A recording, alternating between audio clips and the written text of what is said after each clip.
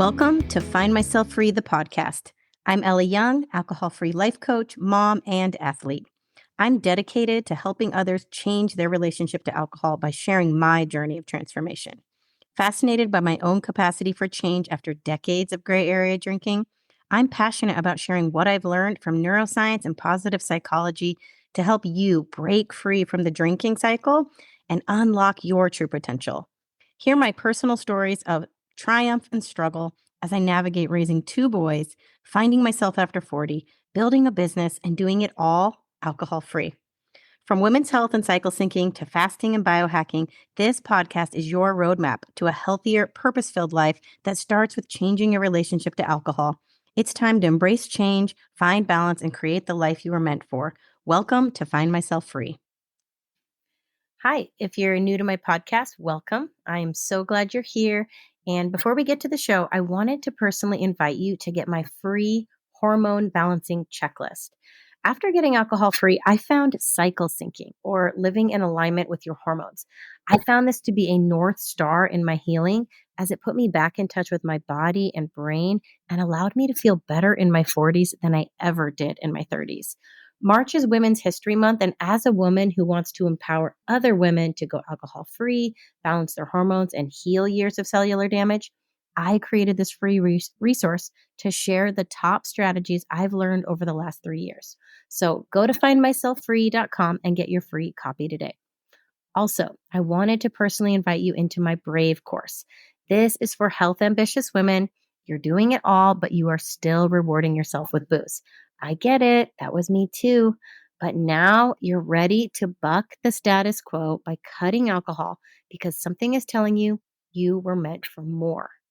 And you want to balance your hormones and heal years of cellular damage, right? Don't we all? So check it out at findmyselffree.com. And I hope to see you in the Brave course. Oh, and bonus, you get a free one-on-one coaching call with me inside the course as a chance to go deeper on whatever has you stuck. Because it's never just about the alcohol, is it? I hope to see you there. Now, on to the show.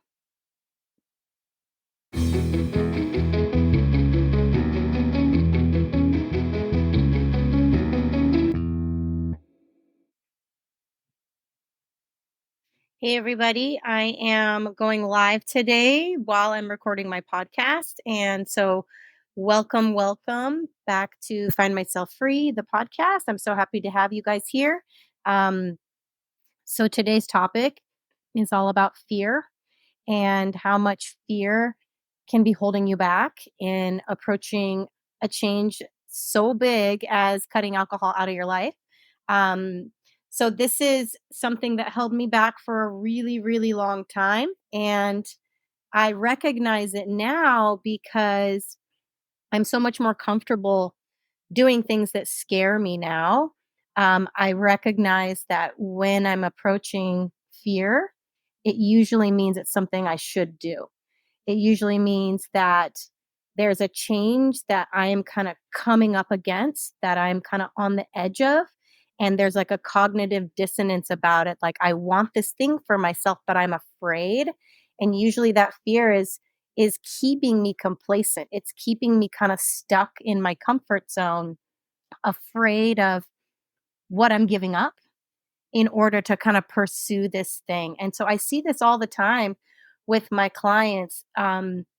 This is kind of like the last level that has to go before you can really jump in wholeheartedly, full commitment to changing your relationship to alcohol. And when I say full commitment, I don't mean saying I'll never ever drink again. I mean saying that I'm going to try. I'm going to see what is on the other side of just one day alcohol free.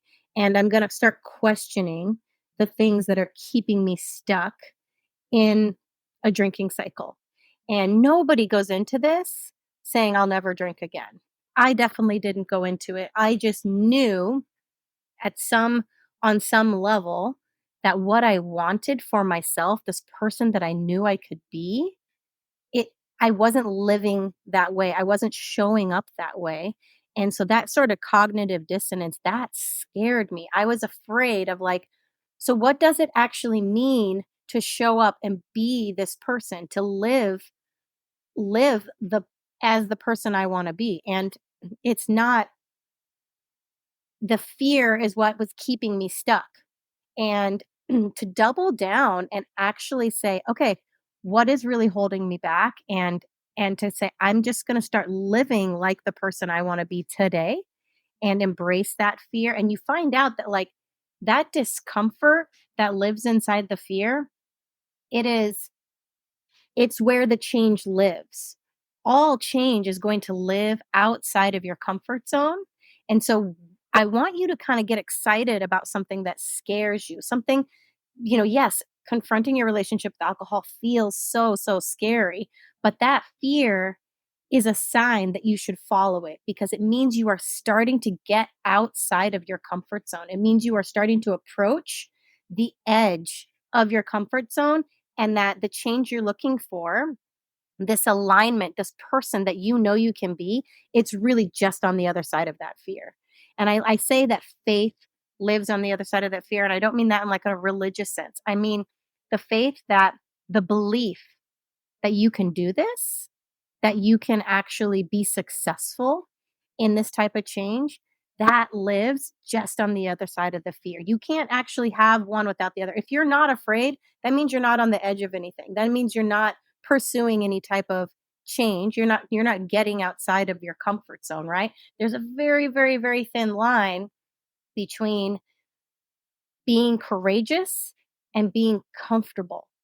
And I want to talk a little bit about this because so many people think that you need to be confident that you can be successful before you can approach a change like this. Like, there's a fear of failure. Like, I don't believe that I can be successful. And then there's also this little fear of like, what does it actually mean to give up alcohol? Like, there's fear of people's judgment. There's fear of giving up that coping mechanism. Like, oof, what am I going to do when like things get stressful? Um, I fall on this all the time. It's kind of my go-to stress relief, like giving up that. And then there's also like this fear of, will I ever have fun again? Right? Like all my joy, all my connection, all my socializing lives inside this alcohol, right? And so this is a massive fear all wrapped up in one. And whether or not you feel like you have a healthy relationship with alcohol, a relationship that is like neutral, like, oh, I haven't had any bad moments or rock bottoms or anything like that. If you have a little discomfort with the idea of giving up alcohol, if you have a little bit of fear, like, oh my God, a little panic, like I couldn't do that. I mean, a lot of people say to me, when they say, "Oh, you know what? I have a great relationship with alcohol." I'm like, "Cool. You should try 30 days off. Like, you have nothing to lose. It's going to be incredible for your health. Go for it."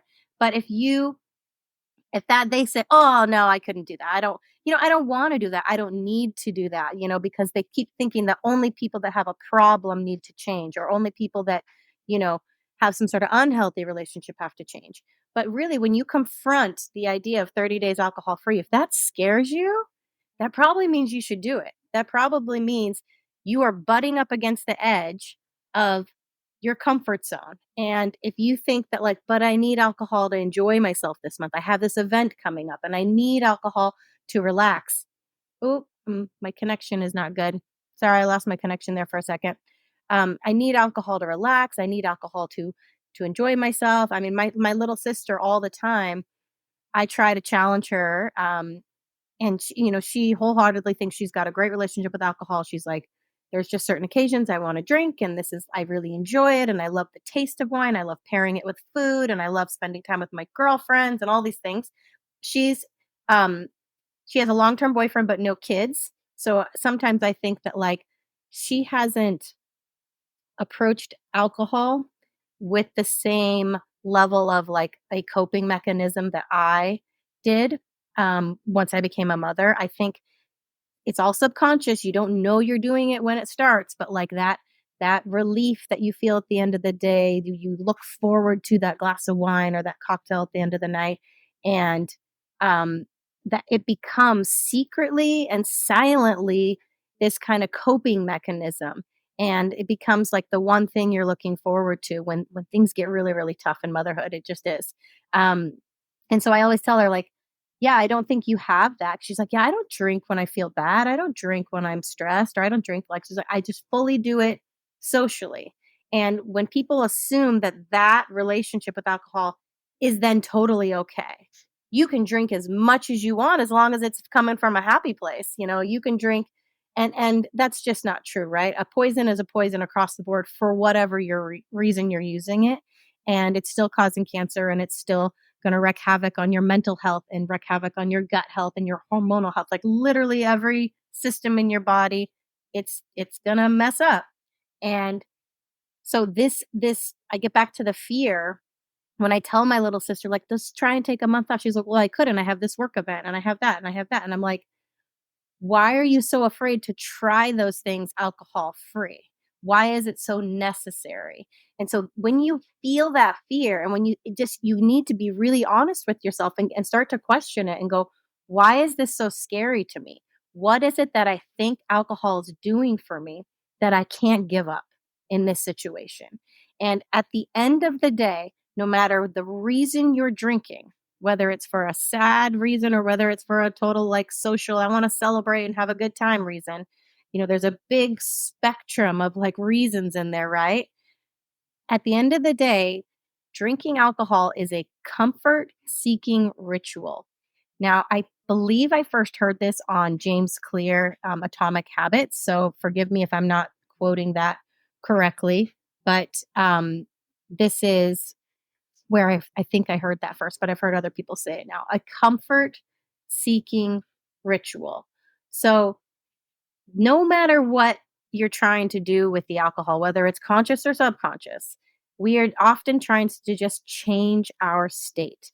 We're trying to either relieve the stress, we're trying to relieve anxiety, we're trying to take our state from maybe a neutral zone to maybe a more joyful zone, a more connected, a more fun, lighthearted, happy zone.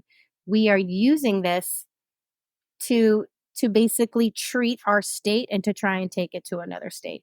And so the fear of giving that up, whatever your reason is for using alcohol, if you're afraid you're going to lose your coping mechanism, that's a legitimate fear. If you're afraid you're going to sacrifice your joy because you're not drinking, that's a legitimate fear. And to have to pull that out of your subconscious and say, this is both. It's all of these things all together. When you are confronting change in your relationship with alcohol, most people are afraid of like, this plays such a huge role in my life, but they've never consciously thought about it until you go, hey, let's try and take a break.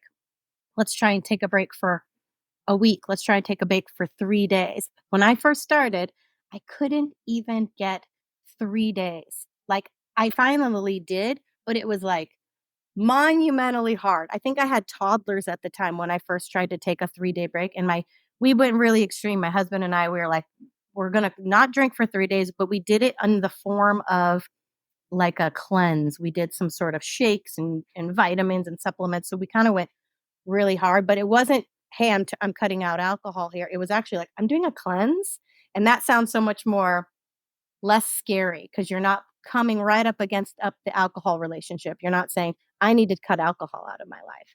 And so when you're experiencing fear, I want you to understand that this is a normal part of the process, and it's actually one of the most integral pieces that needs to be present in order to motivate you to change. Because when there's fear, that means there's cognitive dissonance present. That means I want this thing for myself. I know better, and I know that this thing I want is going to be really tough to get. It's really going to be really difficult to change and to overcome. And so it makes me really scared, and I want to stay comfortable. I want to pull back, and I don't want to go into that place of discomfort. I don't want to go into that place what's going to ask me to show up in a different way because we're really, really comfortable. And alcohol has kept us complacent. It has kept us safe in a way. It's kept us safe from experiencing the rawness of maybe that anxiety, of that stress, of that dissatisfaction in your life. Or maybe it's kept you from feeling that anxiety, that nervousness, that, social anxiety that you fear going out and being with people. One of the things I hear people a lot is like, oh, alcohol helps me be confident in social situations. It helps me connect with people. And like I have major social anxiety to the point where I don't even want to go out if I can't drink. I used to think I was an extrovert. Turns out I was just buzzed. I'm actually probably an introvert. I enjoy staying home now, now that I don't drink. And I used to always think like I needed to drink. I needed to get up before I went out. I needed to kind of get into this place. So that fear held me back, right? Like, how do I socialize without alcohol? Um, so I want to say that when you think that alcohol is giving you confidence, confidence doesn't come from alcohol. It doesn't. All alcohol does is it lowers your inhibitions, right? And it does that by taking your prefrontal cortex, which is the most evolved part of your brain, where all of your executive functions live, and it takes it offline. It takes it down a notch. Our inhibitions were there to protect you, right? So whether that means you're a girl and you are uncomfortable, in a relationship and you don't feel comfortable in your body, you don't feel comfortable getting dressed up. I mean, I definitely related to all these things when I was growing up. Like I didn't do anything with a boy growing up unless I had alcohol in my system. I was a super prude. I didn't even get my first kiss until I was 15 years old, but I only did that after I had had a little alcohol at age 15. And progressing all the way through my sexual evolution as a woman, I did nothing unless I had some alcohol in my system. So whatever you want to say about that, my husband argues with me. He goes, "Well, the human race wouldn't procreate if it weren't for alcohol. Sometimes you need it to get people out of their shell." And I disagree with him because I think you can connect and you can you know be in a relationship without alcohol, to lower your inhibitions. Your inhibitions were there. My inhibitions were there. I was scared to do things with boys for a good reason, right? Like I didn't want to get pregnant. I didn't want to be taken advantage of. I didn't. But isn't that weird that the paradox of like I was actually putting myself in more danger by drinking in order to like make out with a boy, get over my fear of you know laying down. I remember when I was a teenager, I was terrified to make out, and then I was terrified to actually like lay down like in a bed or on a couch because I thought that meant like, oh my God, this is happening. This scary thing is about to happen, and I don't want to do that. So I didn't want to lay down, and so but I ended up doing that once I had a little alcohol in my system, which is just those inhibitions were there to protect me, and so I think about my 12-year-old son right now, how he is so impulsive and so stupid and so just like, why did you do that? I don't know. Like he just does things. And it's like I can't imagine him being drunk and having alcohol in his system where I mean, he already doesn't seem to have any inhibitions and he has ADHD. So his prefrontal cortex, the messages that say, hey, don't do that, stop, that's dangerous, it's not getting to his brain. And so when I think about him being inhibitionless, like that's what happens. That's what alcohol makes you do is you make stupid choices.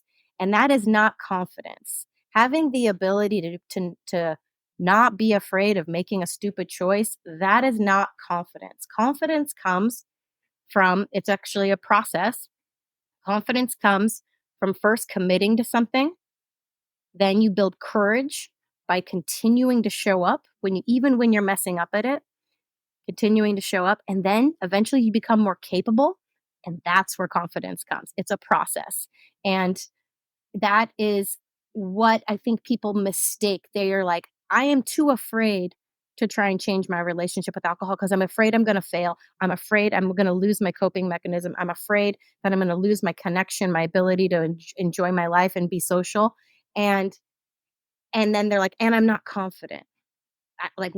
I'll come back to this when I feel more confident. I'll come back to this when I'm ready. And guess what? You're never going to feel ready. That fear is always going to be there because you are butting up against a structure in your brain that is decades old.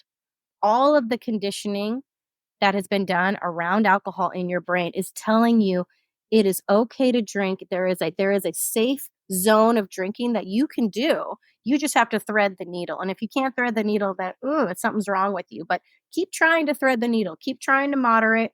Keep trying to find that exact amount. And then If you can't do that and you need to take a break, well, just wait till there's a really good time to do it and wait until you're confident. That doesn't exist. Okay. So I want you to get really, really curious about what is holding you back, the fear that is holding you back, because you can never change unless you confront that fear. And so I want you to be excited that it is a little bit scary, because that means you are on the edge. That means you are on the cusp of real change. That discomfort you are feeling means you are about ready to change. It means you have the capacity to see on the other side right now. And part of my job is to help you guys envision what's on the other side. We don't have enough reference points in our world of people living amazing lives alcohol free. We only think that it's because something really, really bad's happened. You've been labeled an alcoholic, and the parameters of society have forced you into sobriety. Like, shame on you. You lost your drinking card. You now have to go over here, because nobody would voluntarily give up alcohol, right? Why would you do that? But that's why I want to be like, hello, I want to normalize living an alcohol free life. I don't even like to call it sobriety, because that to me implies that I had a condition that I don't like the word in recovery, and I don't like to say sober, even though I use that word a lot because that's how people understand it. I like to say alcohol free because that's truly what it is. Um, and so basically this struggle that you're approaching when you say, like, I'm afraid and I'm uncomfortable with this kind of change and I'm not ready. And I also see a fear in people of being held accountable to something. A big hesitation with a lot of clients with actually signing up for coaching is they're like, oh, this makes it real. Now this person is going to be holding me accountable. And they're afraid of that. They're afraid of somebody checking in on them and failing. They're being like, oh, I didn't do it. And that is the wrong mentality to have, because it's not your failure that's going to stop you from actually making progress at this. It's the fear. It's the fear of it. And so you just know when you show up for something like this, you are going to fail. That's the very nature of it. The failure is where we learn. That is the data points that we need to understand and get really, really curious about in our relationship to alcohol. Be like, oh, I had a craving. I gave into that craving and I drank. Okay, drop the shame. What did I learn about that? What did I learn about that moment that really convinced me that alcohol was the answer in that moment? And again, I don't want to turn anybody off when I talk about um, alcohol always being this like coping mechanism, because I know for a lot of people, it doesn't feel unhealthy because they don't see themselves using it in a coping mechanism type of way.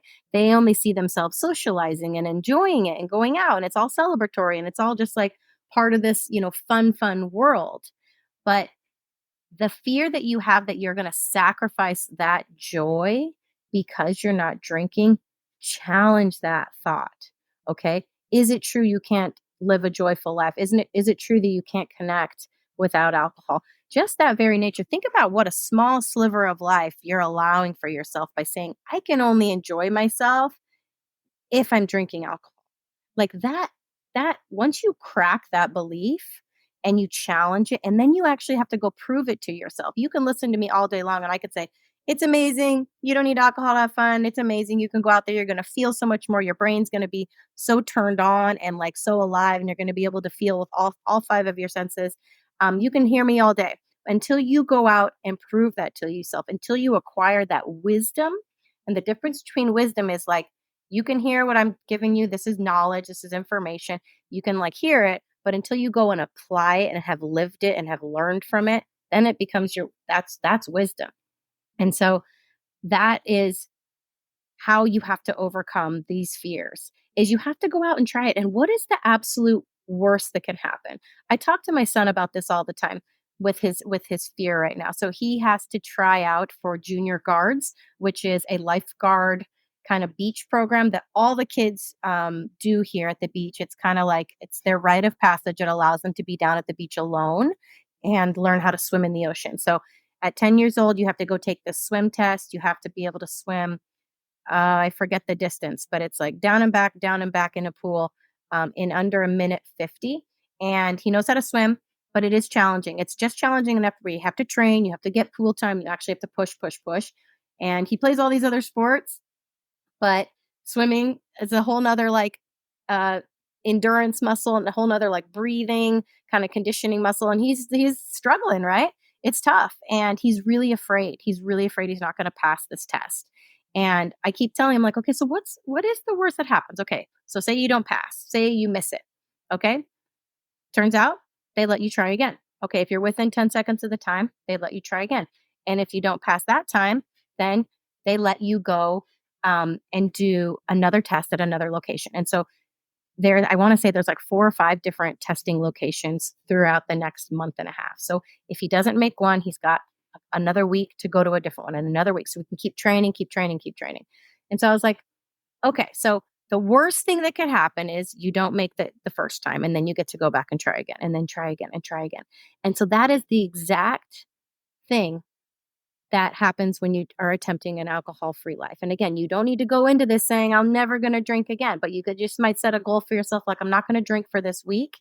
And you say, okay, what's the worst that can happen if I fail? I drink?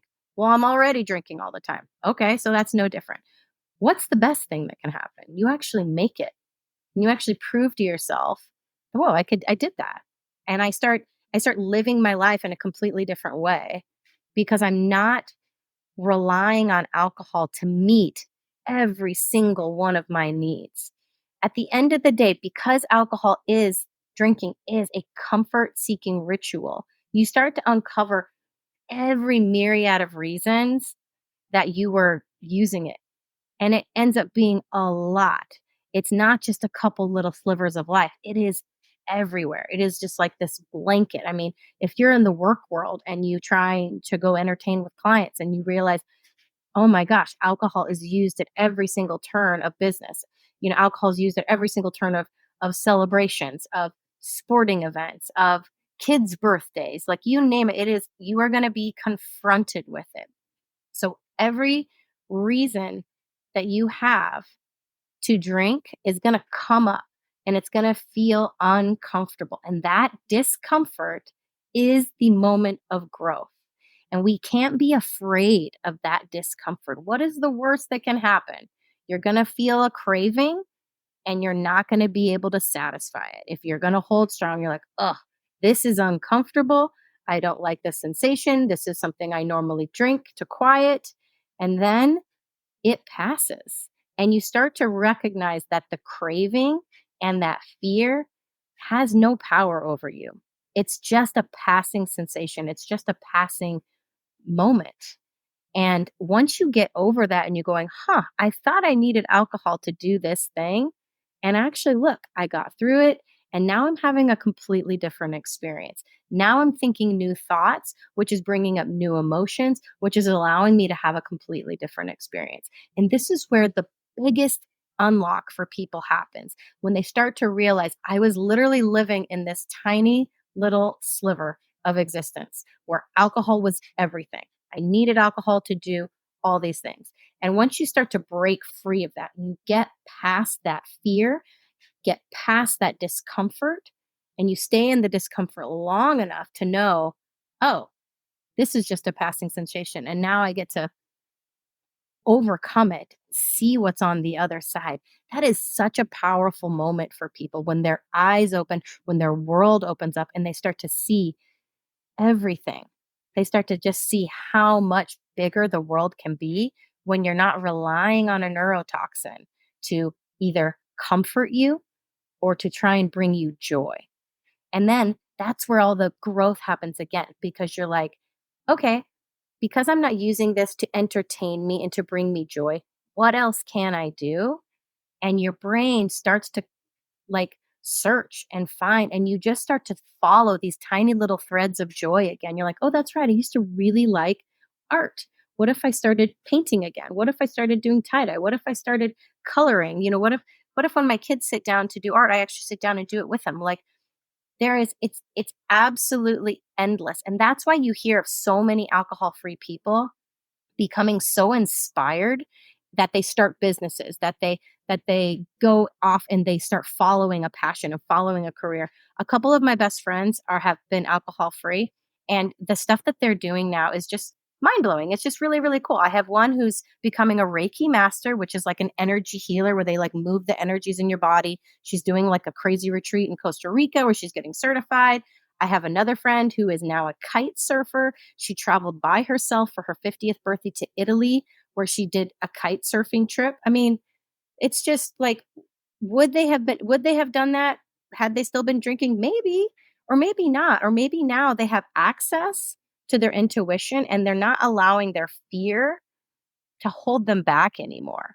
When you overcome the fear of giving up alcohol, that skill becomes something you can apply to almost anything in your life. Like anything you want to pursue that feels uncomfortable now, you're like, wait a minute, I recognize this. I remember when I was so afraid and I was able to challenge these thoughts, challenge like, what is it that I'm so afraid of? And is that really, really true?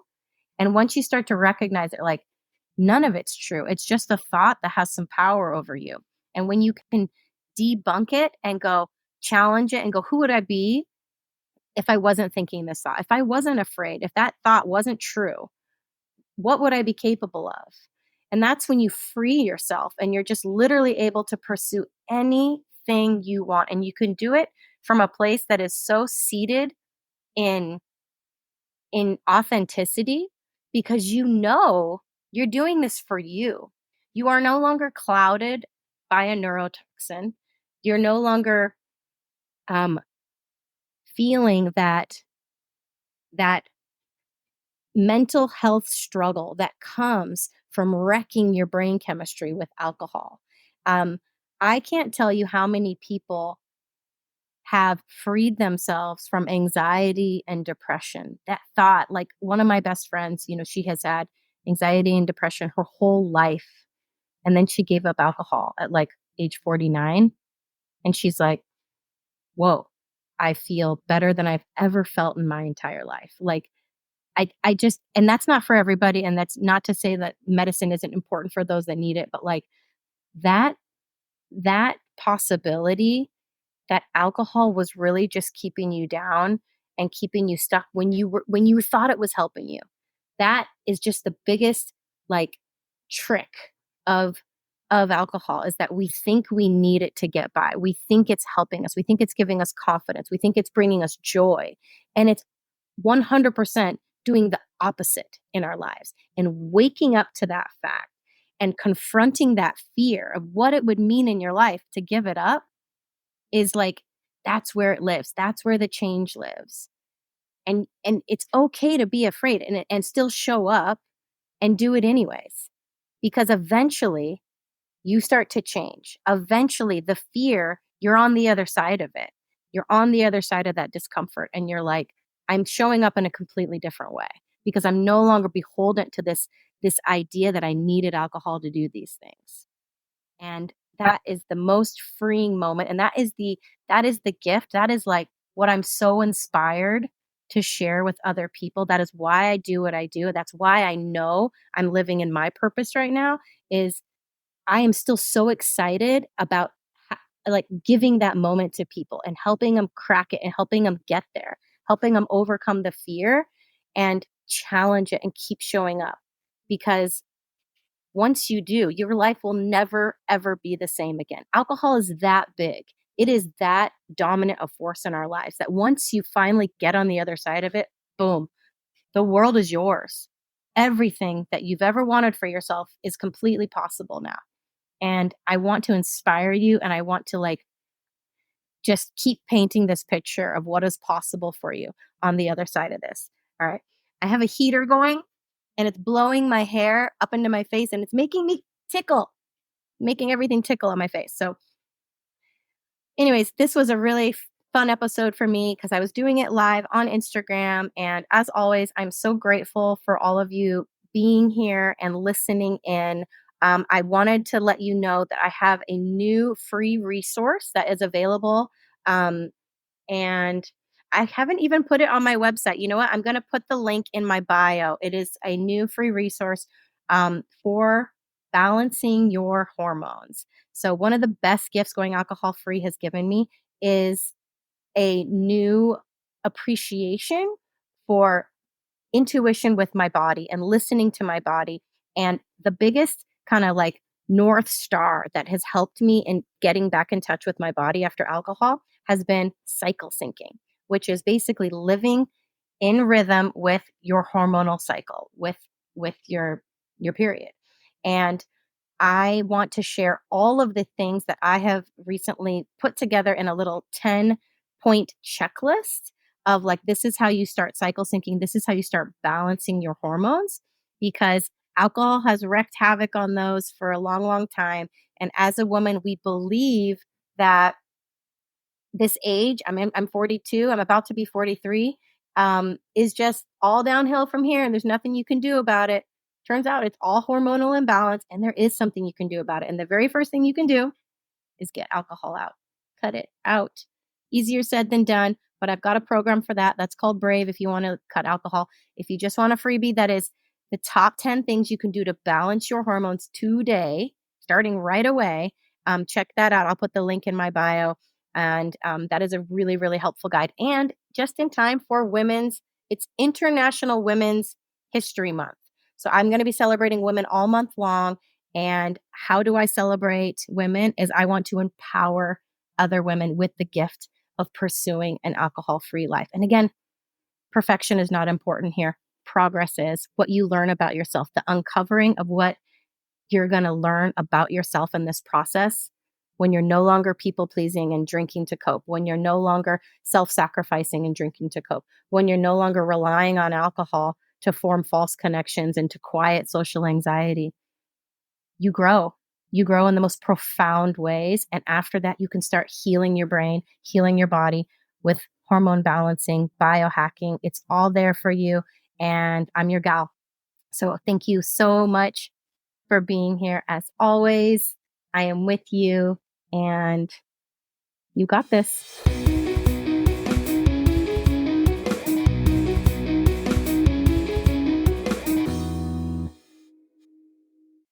Hey, team, you've just listened to an episode of Find Myself Free. And if some part of this left you wanting more, if your curiosity has been piqued and your intuition is telling you, yes, I'm ready for more, then check out the Brave course at findmyselffree.com. I designed this course with the exact lessons that led to my transformation. Inside the Brave course, I will walk you through the framework for changing your subconscious beliefs around alcohol, the beliefs that keep you craving it and feel like you're missing out if you don't drink. And I teach you how to adopt the mindset of a wellness seeker, not a problem drinker who has to change. I will help you get clear on what you want for your future self that is thriving alcohol free.